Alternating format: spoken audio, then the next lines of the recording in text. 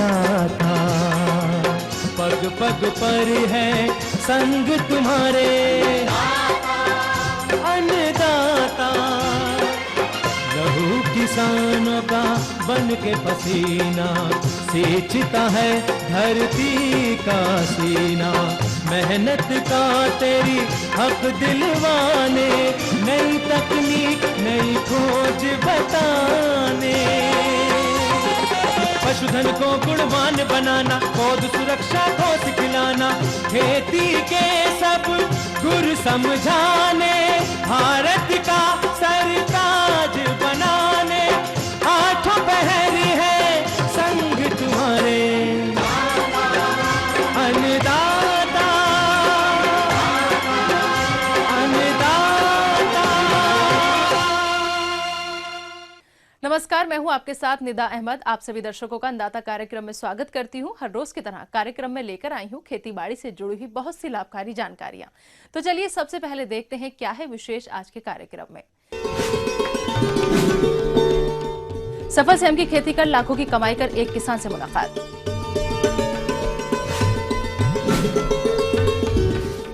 सरसों की फसल को क्षति पहुंचाने वाले कीट व रोगों का नियंत्रण। अच्छी बढ़वार हेतु प्याज की फसल में किए जाने वाले कार्य।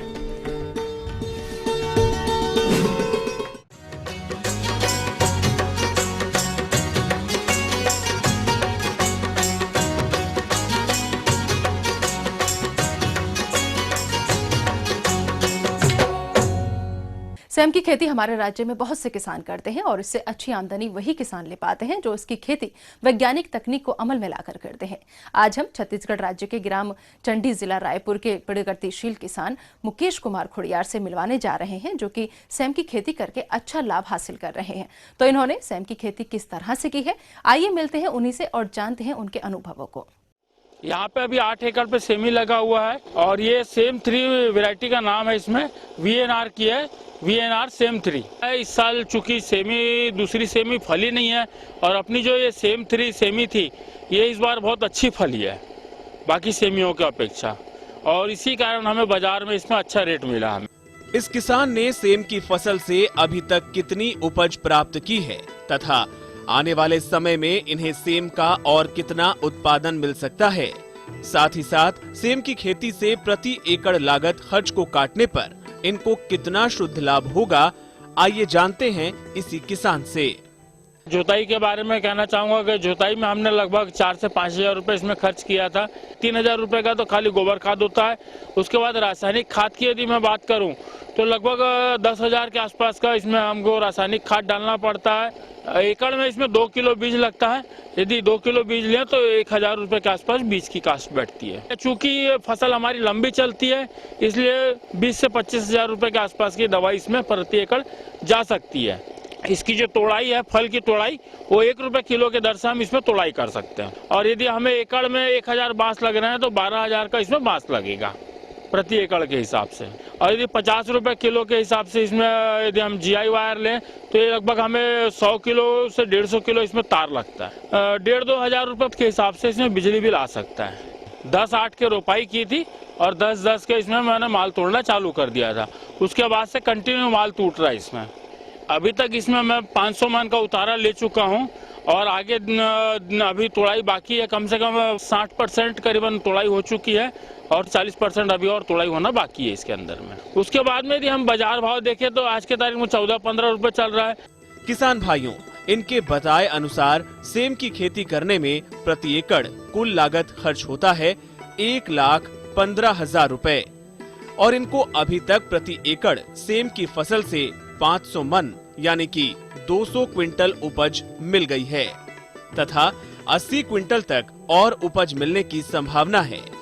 इस तरह इनको सेम की खेती से कुल 280 क्विंटल प्रति एकड़ की उपज प्राप्त हो जाएगी और यदि इन्होंने 1400 रुपए प्रति क्विंटल के औसत बाजार भाव से भी बेचा तो इन्हें 3,92,000 रुपए की कुल आय प्राप्त होगी।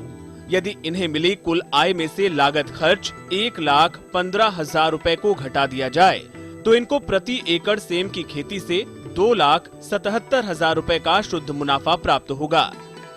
अब चूंकि बात करते हैं कि इन्होंने सेम की खेती से इतना अधिक उपज प्राप्त करने के लिए खेत की तैयारी कैसे की। मल्चिंग व ड्रिप लगाने से पहले कौन कौन से खाद व उर्वरकों को कितनी मात्रा में प्रयोग किया जाए तथा सेम की बुआई के बाद फसल में खरपतवारों का नियंत्रण, सिंचाई एवं उर्वरकों का प्रबंधन तथा सेम की बेलों को सहारा किस प्रकार दिया, आइए जानते हैं।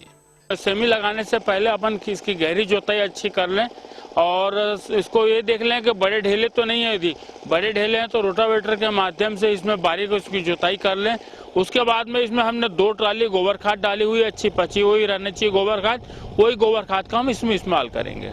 उसके बाद में रेजर के माध्यम से मोटी मेड़ बना लें, इसमें क्यारी खींच लें। रेजर खींच के इसमें जो हमने खाद डाला तो 50 किलो प्रति एकड़ के हिसाब से डाला था। पोटाश जो है 15 किलो प्रति एकड़ के हिसाब से डाला था। नाइट्रोजन 5 किलो प्रति एकड़ के हिसाब से डाला था।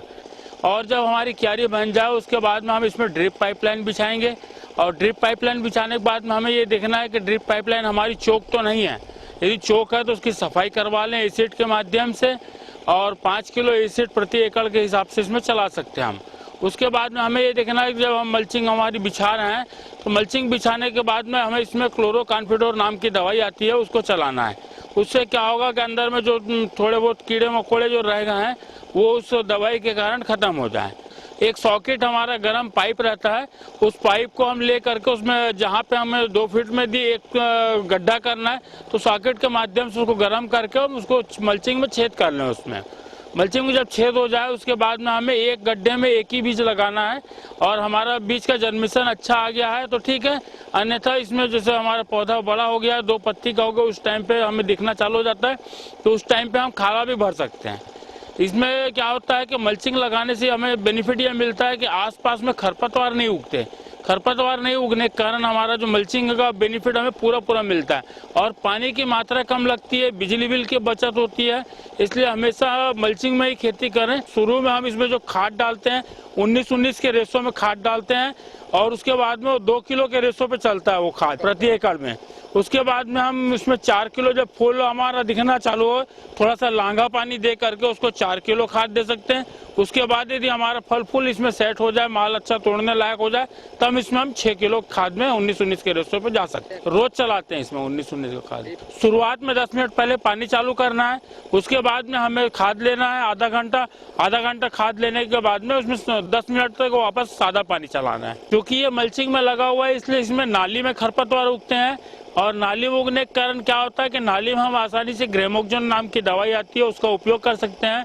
प्रति टंकी इसमें हम 100 ml प्रति टंकी के हिसाब से इसमें ग्रेमोक्जोन का स्प्रे कर सकते हैं। इसमें 3 बार हो चुका है खरपतवार, क्योंकि नीचे नाली में रहते खरपतवार नीचे नाली में उगते हैं। मल्चिंग लगा होने के कारण पौधे के पास में इसमें खरपतवार नहीं उगते हैं, इसलिए मल्चिंग का उपयोग जरूर करना चाहिए। जल प्रबंधन के बारे में ये कहना चाहूँगा किसान भाइयों, इसके अंदर में क्या होता है कि हम नाली मोटी बनाते हैं और निकासी का इसमें विशेष ध्यान रखना चाहिए। क्योंकि जल निकासी यदि हमारी अच्छी रहेगी तो हमारा पानी बिल्कुल ठहराव नहीं होगा, और जब हमारा पानी ठहराव नहीं होगा तो हमारे पौधे जो मेड़ के ऊपर में लगे हुए हैं वो पौधे को पूरा खाद जो हम दे रहे हैं वो पूरा ड्रिप के माध्यम से मिलता है और हमारा पौधा स्वस्थ और हेल्दी रहता है। इसमें जो हम बांस तार का मंडप किए हुए हैं, मंडप करने से बेनिफिट ये मिलता है कि माल की क्वालिटी अच्छी मिलती है और माल की साइज लंबी आएगी थोड़ी सी और तोड़ने में आसानी जाती है। उसमें क्या होता है कि डबल तार लाइन हम बांस लाइन करेंगे, डबल बांस लाइन गड़ाते हैं और खड़े मंडप में यदि हम खेती करें तो अच्छा लाभ कमा सकते हैं। इसके अलावा इनकी सेम की फसल में कुछ कीट व रोगों का प्रकोप भी हुआ था, तो उनके रासायनिक नियंत्रण के लिए इन्होंने कौन कौन सी दवाओं का इस्तेमाल किया, आइए जानते हैं उन्हीं से।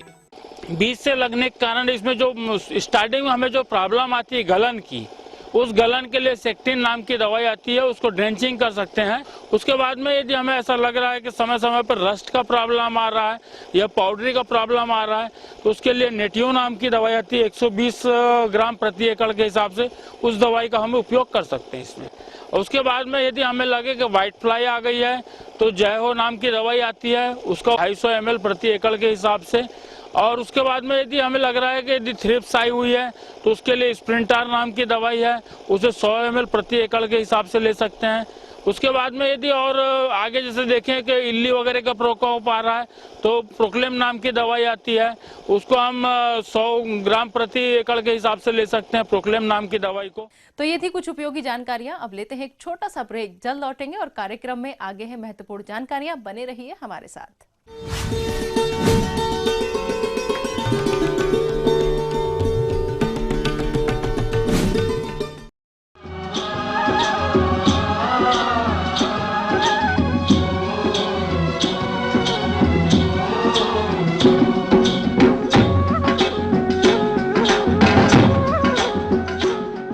ब्रेक के बाद एक बार फिर से आप सभी दर्शकों का अन्नदाता कार्यक्रम में स्वागत है। बढ़ते हैं अगली प्रस्तुति की ओर।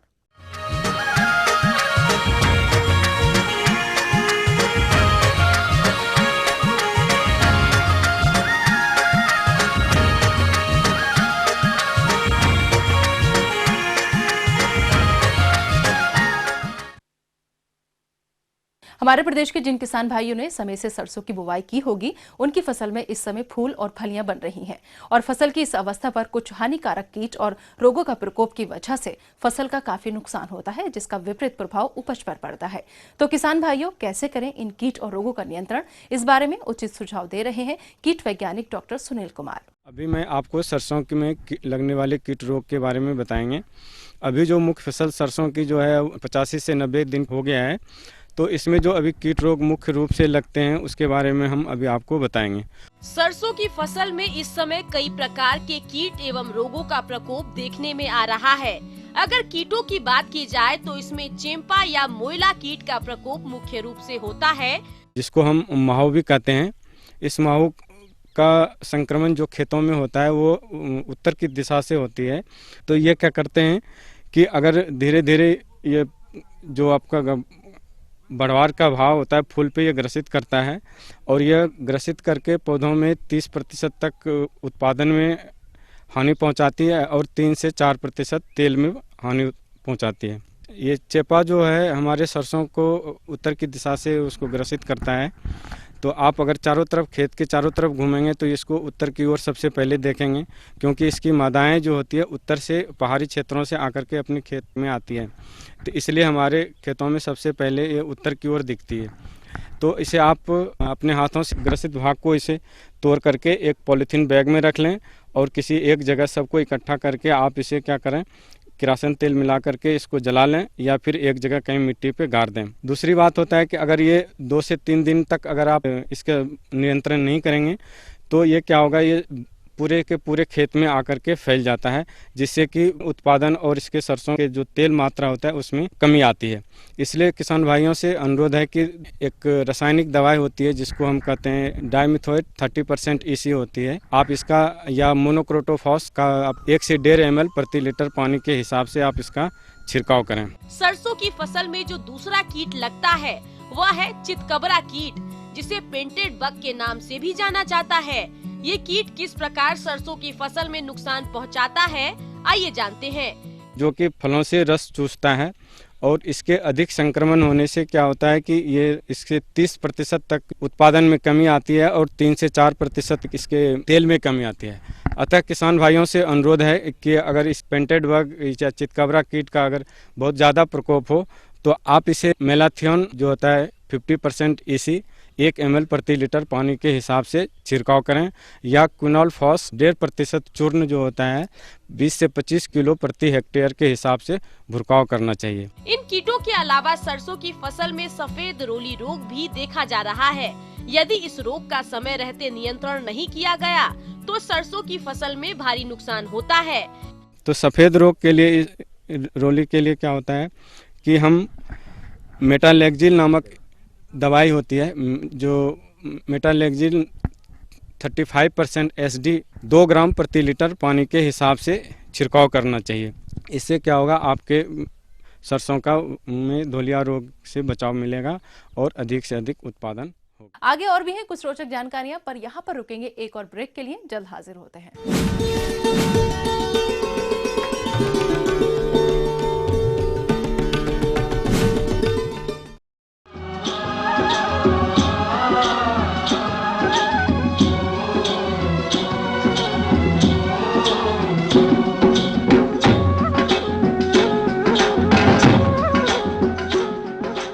बाद आप सभी दर्शकों का स्वागत है। चलिए अब रुख करते हैं अगली कड़ी की ओर।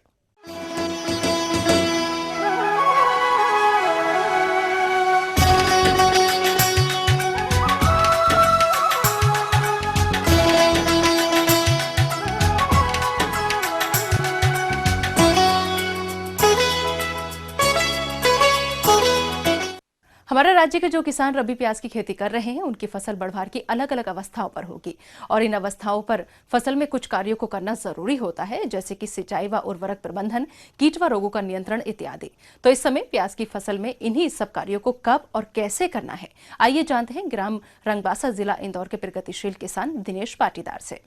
मैंने लगभग 1.5 एकड़ में प्याज की फसल लगा रखी है। इसमें सबसे पहले खेत की अच्छी तरीके से तैयारी की है और खेत की तैयारी करने के बाद 3 फीट की इसमें जो क्यारियाँ हैं उसके अंदर हमने प्याज लगा रखी है। प्याज की जो लगाने के तरीका है वो 6 इंच पे जो लाइन से लाइन होती है और 4 इंच पे पौधे से पौधे हमने रखी हुई है। हमारे राज्य के जो किसान रबी प्याज की खेती कर रहे हैं, उसकी अच्छी बढ़वार के लिए जरूरी है कि फसल में किए जाने वाले जरूरी कार्य उचित समय पर किए जाएं, जैसे कि खरपतवारों का नियंत्रण, फसल को सही समय पर सिंचाई देना एवं उर्वरकों की उचित मात्रा में प्रयोग करना इत्यादि।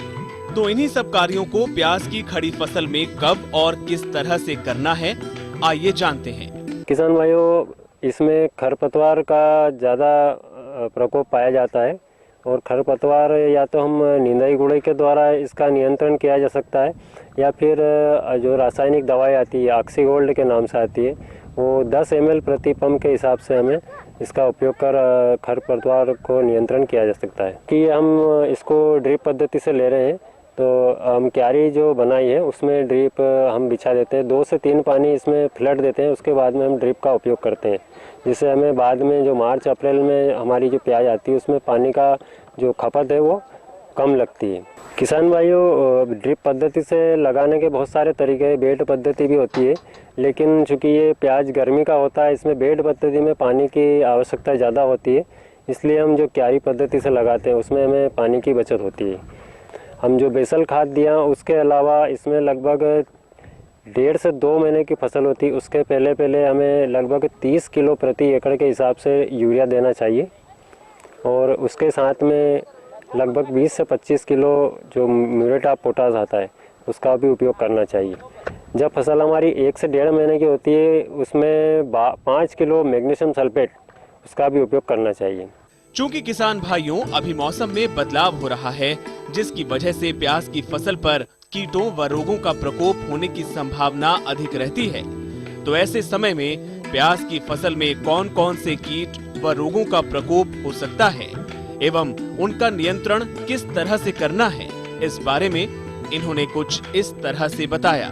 लेकिन सबसे शुरू में इसमें जो थ्रिप्स आती है, जो प्याज की पत्तियों के अंदर बैठी हुई होती है, उसका प्रकोप बहुत ज़्यादा होता है। उसके लिए हम प्रोफेनोफास जो आती है 50 EC के नाम से जो दवाई आती है, या फिर लेमड़ा साइलोथ्रिन के नाम से आती है, उनका उपयोग हमें लगभग लेमड़ा का जो उपयोग करते हैं 25 ml प्रति पंप के हिसाब से, या फिर अगर प्रोफेनोफास का उपयोग कर रहे हैं तो 40 से 50 ml प्रति पंप के हिसाब से उपयोग करना चाहिए और थ्रिप्स को हमें नियंत्रण में रखना चाहिए।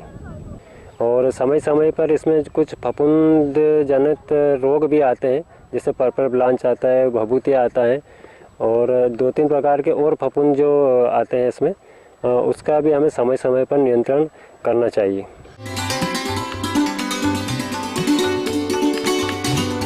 अन्नदाता हेल्पलाइन निशुल्क फोन संपर्क सेवा के माध्यम से आपके द्वारा पूछे गए कृषि से जुड़े प्रश्नों में से एक या फिर 2 महत्वपूर्ण प्रश्नों को हम अपने कार्यक्रम में शामिल करते हैं। इसी के तहत आज का चयनित प्रश्न और उसका जवाब इस प्रकार है। अन्नदाता निशुल्क फोन संपर्क सेवा के माध्यम से पूछे गए प्रश्नों में से आज हमने जिस प्रश्न को कार्यक्रम में शामिल किया है उसे पूछा है ग्राम केमारा, जिला श्योपुर के कृषक अशोक सिकरवार ने। यह ठंड के मौसम में मुर्गियों की देखरेख प्रबंधन पर जानकारी चाहते हैं। तो अशोक सिकरवार जी, आपकी जानकारी हेतु प्रस्तुत है कार्यक्रम का यह अंश। सर्दियों में मुर्गियों की देखभाल किस तरह से की जाए जिससे हम उनसे अधिक से अधिक लाभ ले सकें। हमारे मुर्गी पालक थोड़ी सी असावधानी में जो है देख रेख न कर पाने की वजह से उनको हानि उठानी पड़ती है।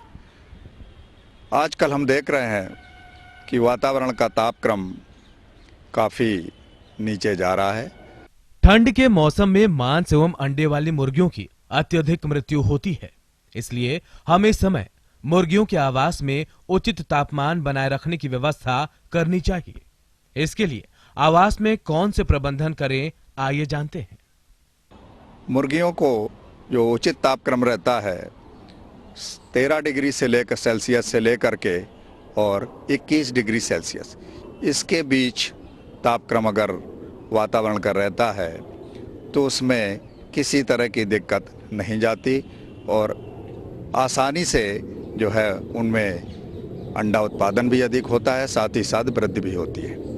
अगर इससे 13 डिग्री से नीचे जाता है तो निश्चित रूप से दाने की खपत बढ़ जाती है, क्योंकि उनको सर्दी झेलने के लिए ऊर्जा की आवश्यकता होती है और ये ऊर्जा जो है दाने से प्राप्त की जाती है।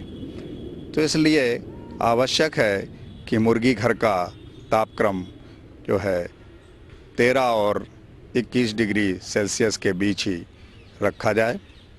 इसके लिए हमें ध्यान देना होगा कि जो मुर्गीशाला है उसकी छत किस तरह की हो, एस्बेस्टस की सीट की बनी रहती है और उसके ऊपर हमें सर्दियों में विशेष ध्यान देना है कि करब ज्वार या बाजरा की या पुआल, इसकी कम से कम 2-3 इंच मोटी परत उसके ऊपर बिछा दें, जिससे मुर्गीशाला के अंदर का तापक्रम कम से कम 3-4 डिग्री सेल्सियस जो है ज़्यादा रहता है बाहर के तापक्रम से।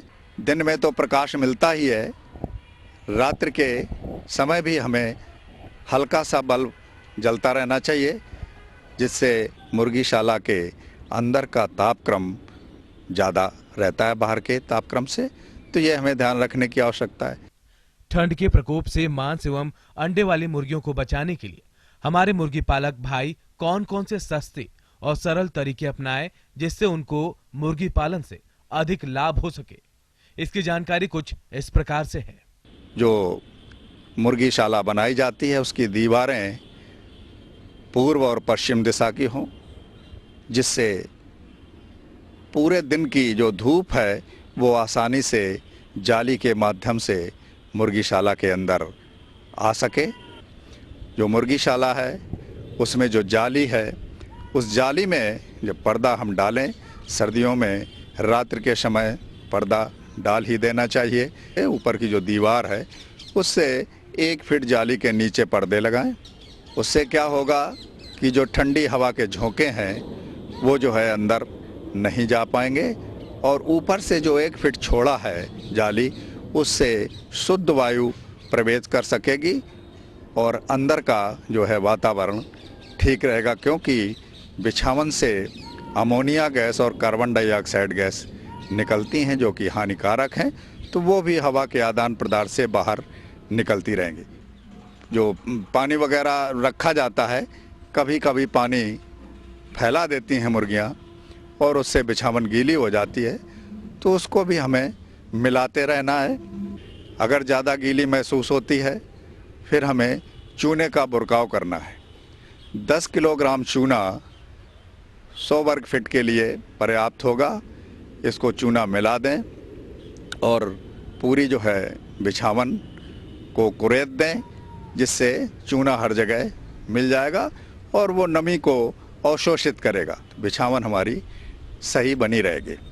ठंड के मौसम में मुर्गियों के शरीर का उचित वृद्धि और विकास हो तथा मुर्गियां अच्छी गुणवत्ता वाले अंडे दें, इसके लिए आपको मुर्गियों की उम्र के हिसाब से दाना तो बदल कर देना ही है, साथ ही साथ दाना संतुलित भी हो, इस बात का भी ध्यान रखना होगा। आहार व्यवस्था के लिए हमें ध्यान देना है कि सर्दियों में जो हम दाना मिश्रण बनाएं उसमें मक्का और राइस पॉलिश या धान की पॉलिश कहेंगे, इसकी मात्रा बढ़ा देते हैं। तो 1 कुंटल दाने के लिए हमें ध्यान देना है 55 किलोग्राम मक्का का दाना, 15 किलोग्राम राइस पॉलिश, 20 किलोग्राम मूंगफली की खली, 2 किलोग्राम इसमें जो है बोन मील या हड्डी का चून, 7 किलोग्राम चूना पत्थर और 1 किलोग्राम खनिज मिश्रण। तो इस तरह से हमारा 1 कुंटल दाना बन के तैयार हो जाएगा। मिश्रण को पीस लें, दलिया टाइप बना लें और इसके बाद आवश्यकता अनुसार जो है देना है। तो इस तरह से हम उनके भोजन की व्यवस्था बनाते हैं। साथ ही साथ विटामिन बी कॉम्प्लेक्स और एंटीबायोटिक भी उनके दाने में मिलाई जाती है, जिससे कि सर्दी को सहने की क्षमता भी आ जाती है। सर्दी के समय मुर्गियों में एक बीमारी भी आती है, जिसके उचित रोकथाम और इलाज की जानकारी हमारे मुर्गी पालक किसानों को नहीं होती और उनकी मुर्गियां बड़ी तेजी से मरने लगती हैं। तो आप इस बीमारी से अपनी मुर्गियों को किस तरह से बचाएं, आइए जानते हैं। इसमें एक बीमारी होती है कॉक्सीडियोसिस, खूनी दस्त आते हैं। तो इससे भी बचाव के लिए ये कॉक्सीडिया द्वारा होती है। बाईफुरान की 1 टिकिया 1 लीटर पानी में मिला करके हमें देना है और ये लगातार 1 सप्ताह तक हमें पिलानी है, पूरा कोर्स करना है, जिससे ये समस्या ख़त्म हो जाएगी। इस तरह से हमारे अगर जो मुर्गी पालक हैं इन बातों का ध्यान देंगे, निश्चित रूप से वो उनसे और लाभ कमा सकते हैं।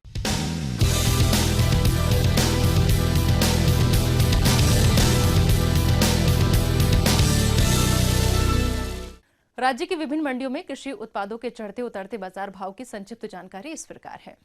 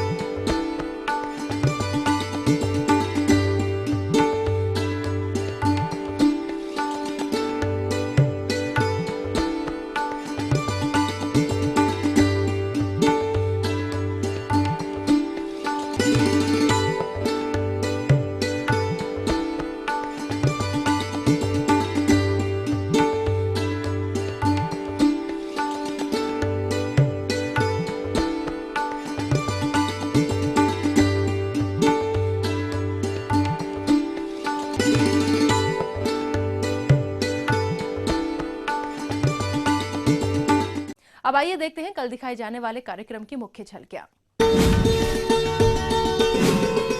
इति आलू की खेती से किसान ने कमाई लाखों की आय।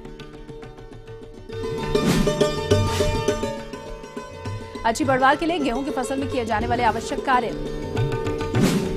हम ये उम्मीद करते हैं कि आज का कार्यक्रम आप सभी दर्शकों के लिए उपयोगी रहा होगा। किसान भाइयों, अन्नदाता आपकी सेवा के लिए संकल्परत है। कृषि संबंधित समस्या और सुझावों के लिए आप हमें इस पते पर संपर्क कर सकते हैं। प्रोड्यूसर अन्नदाता, ETV Madhya Pradesh Chhattisgarh, Ramoji film city Hyderabad 501512। साथ ही आप हमें ईमेल भी कर सकते हैं। हमारा ईमेल है annadatamp@etv.co.in। इसके अतिरिक्त आप हमें निःशुल्क हेल्पलाइन नंबर 180010084599 पर सोमवार से शनिवार सुबह 10 से शाम 4 बजे के बीच संपर्क कर सकते हैं। फिलहाल अन्नदाता की पूरी टीम को दीजिए इजाजत। कल फिर इसी समय आपसे होगी मुलाकात कृषि संबंधित कुछ और महत्वपूर्ण जानकारियों के साथ। नमस्कार।